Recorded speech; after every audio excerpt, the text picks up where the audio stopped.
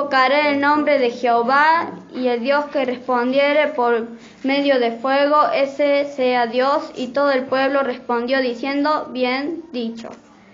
Entonces Elías dijo a los profetas de Baal: escogeos un buey y preparadlo vosotros primero, pues que sois los más, e invocad el nombre de vuestros dioses, mas no pongáis fuego debajo. Y ellos tomaron el buey que les fue dado y lo prepararon, e invocaron el nombre de Baal desde la mañana hasta el mediodía, diciendo: Baal, respóndenos.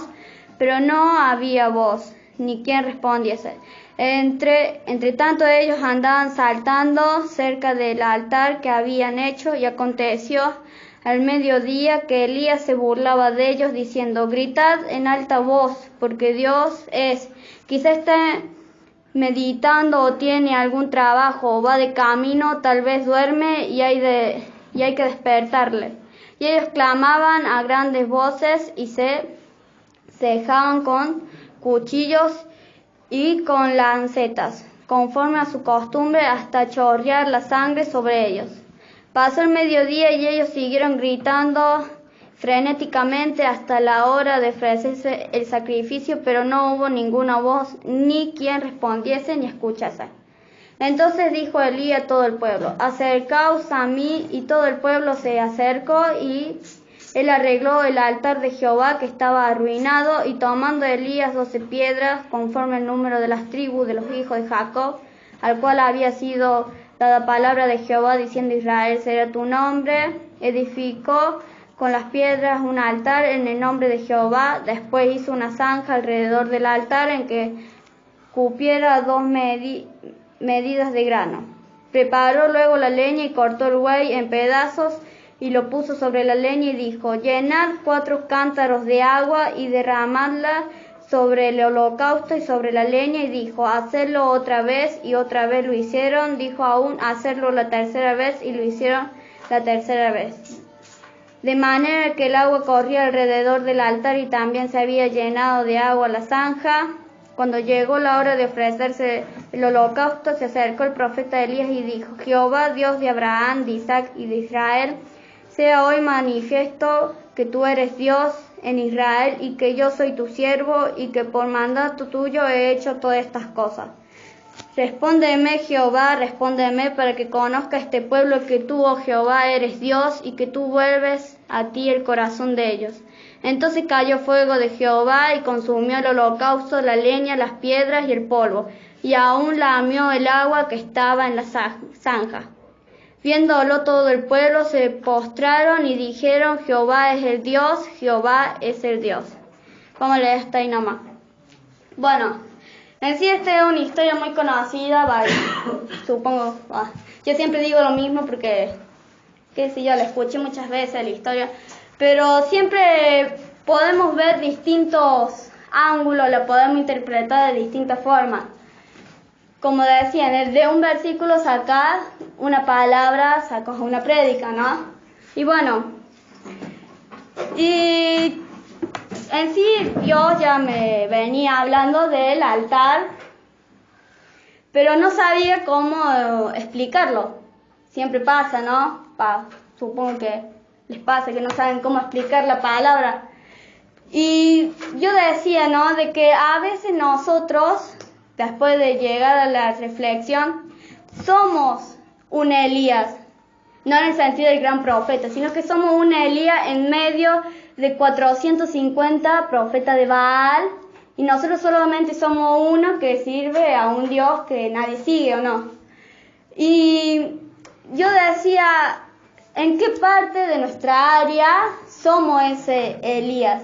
El Elías, digamos, de que está en la casa y todos los otros no siguen a Dios, digamos, soy el raro de la familia, o capaz que soy el Elías que va al trabajo y también soy raro de la familia, o soy el Elías que va a la iglesia, pero en sí hace las cosas bien, o trata de hacer lo mejor para Dios, pero lo mismo los de la iglesia se burlan, ¿no? O no, te ven con desagrado porque uno no entiende, o ya sos apartado, es como que este grupito acá, todo rojo, y vos sos el amarillo, el que resalta.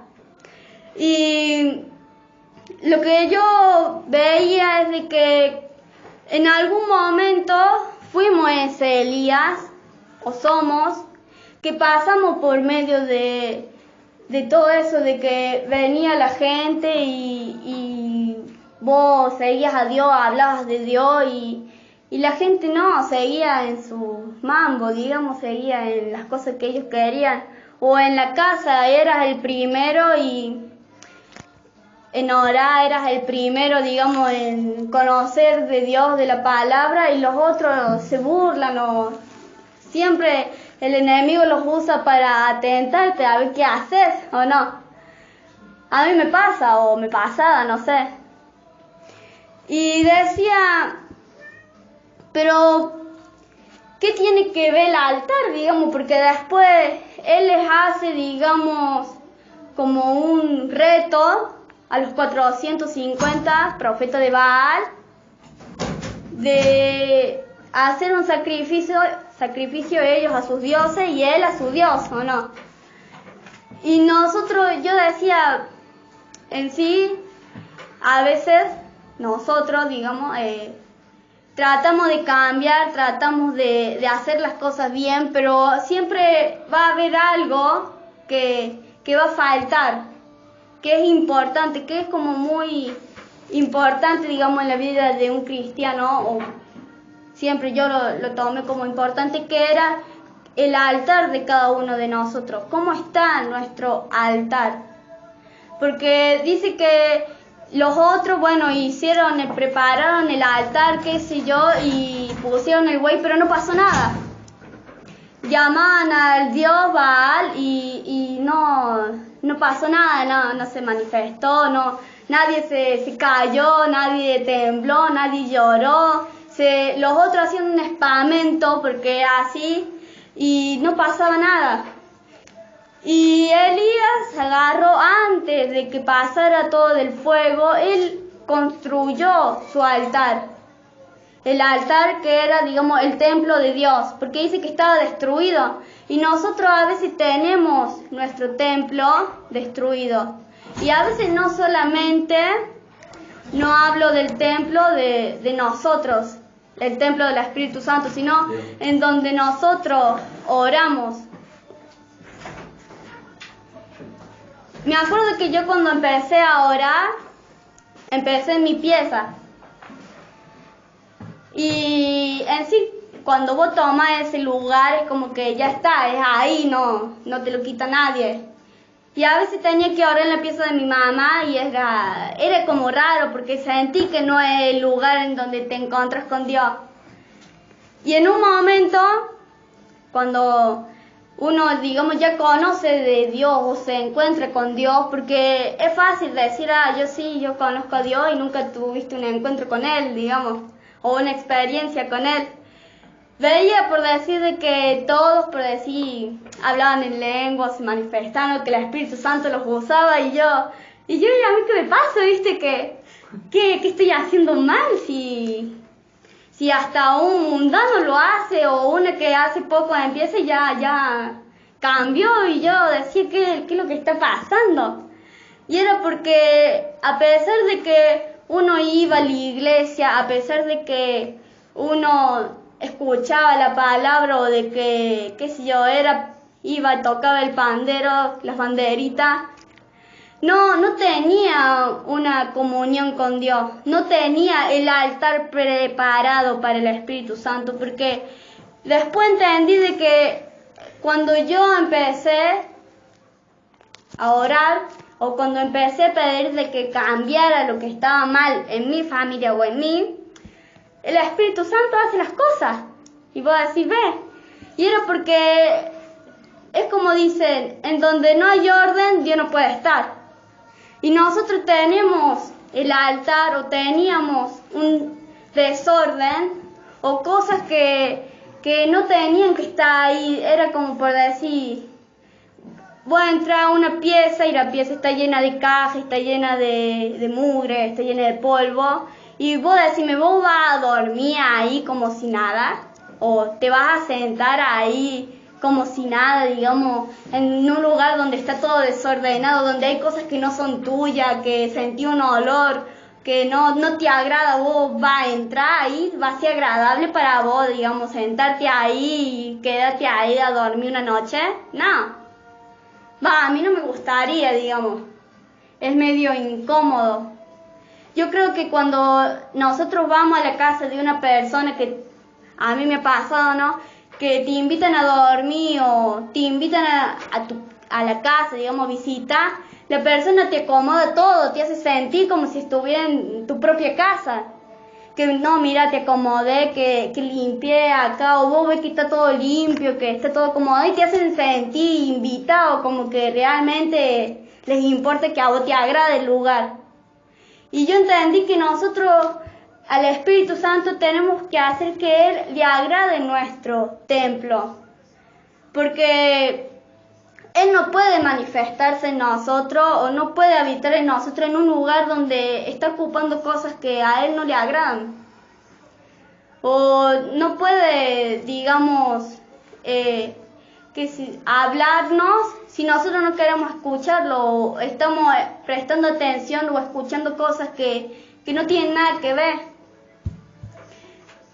Nosotros somos los que tomamos el paso, digamos, hacemos el cambio. Nosotros somos los que tomamos la decisión para hacer el cambio. Si bien está bien decir, bueno, sí voy a cambiar, pero lo estamos tratando de cambiar. Voy a orar una hora al día, al menos, tal hora. ¿Lo hacemos? ¿Tratamos?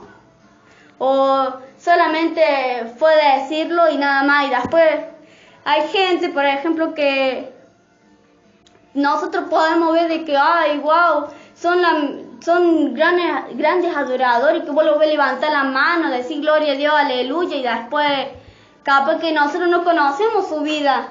Y digamos, su familia, si es uno solo, ¿no? Su familia capaz que no se convierte porque ven de que él es una cosa en la iglesia y en la casa es otra, o sea, es una pantalla nada más.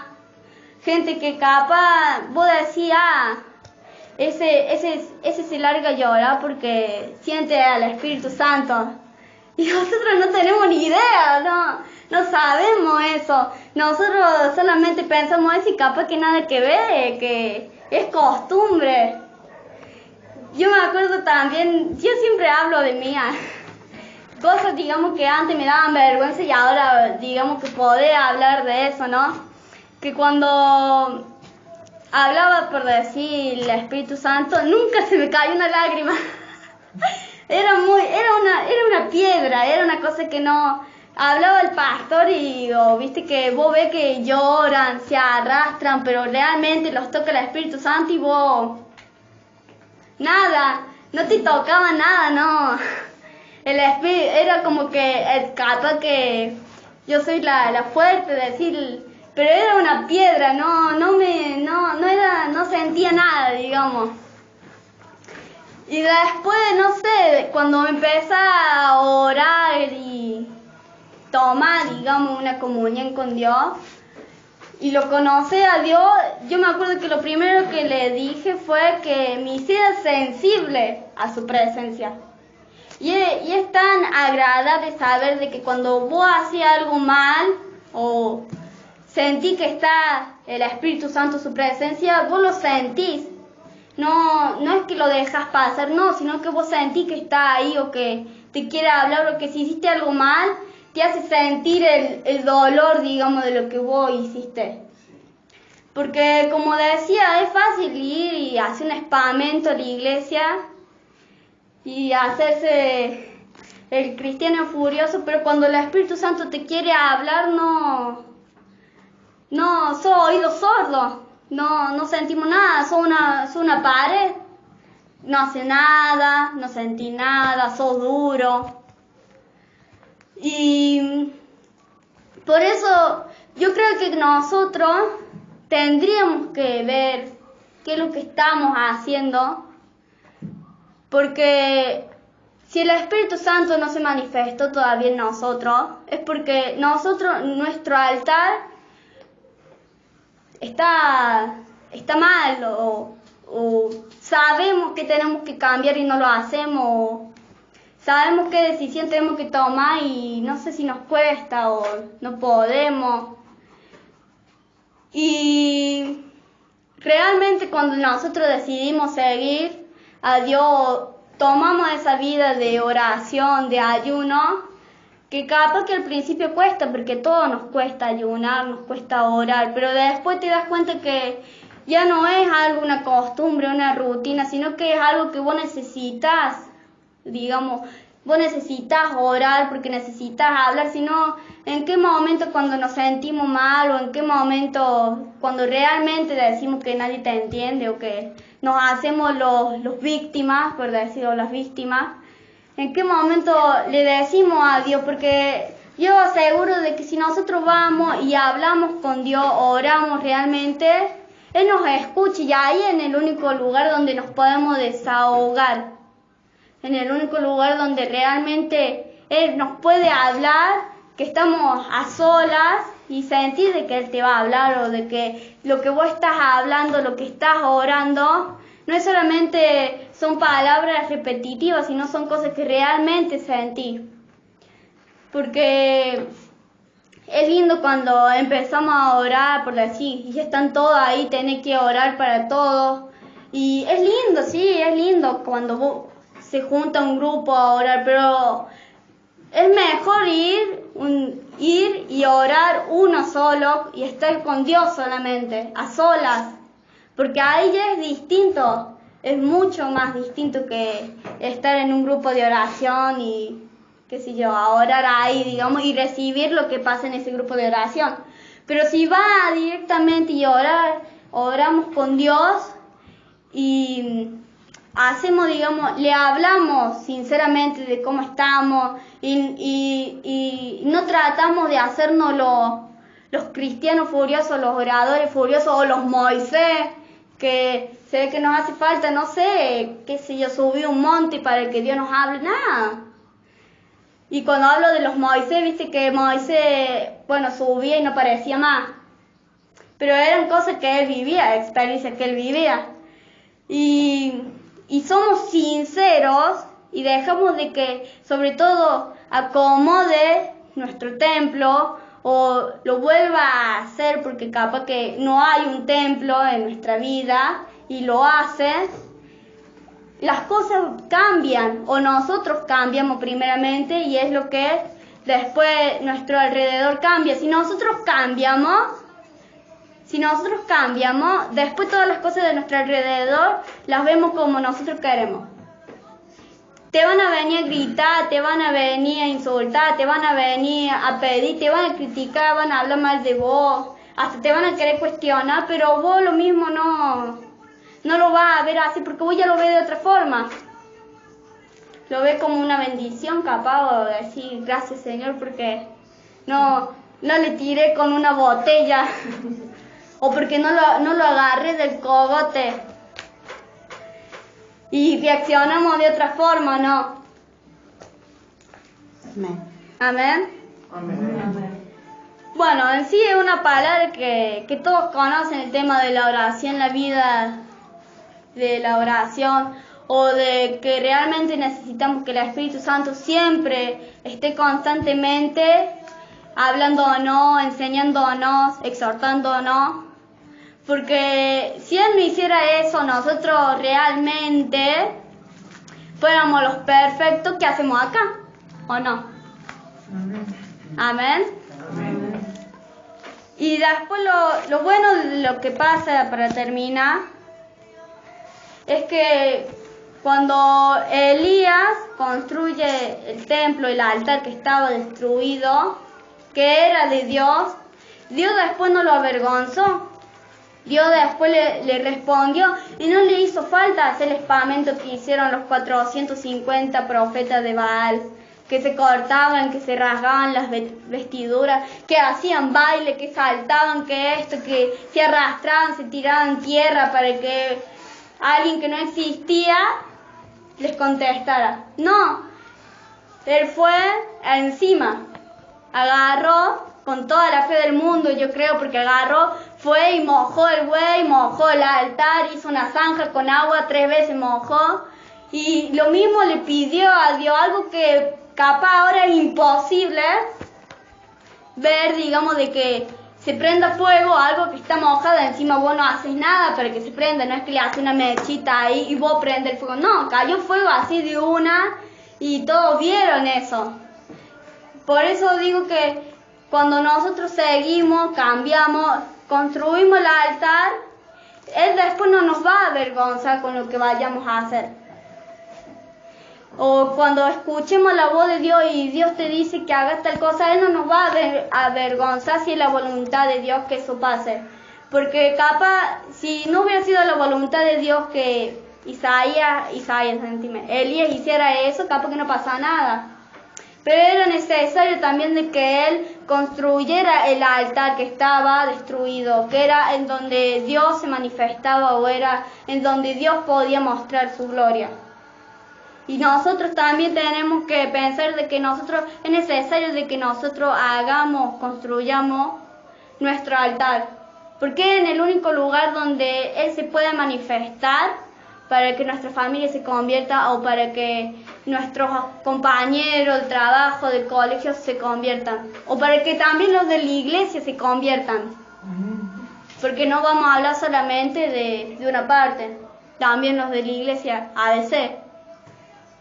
No es para criticar, pero se pueden ver casos, ¿o no? Amén. Amén. ¿Quieres decir algo? Bueno.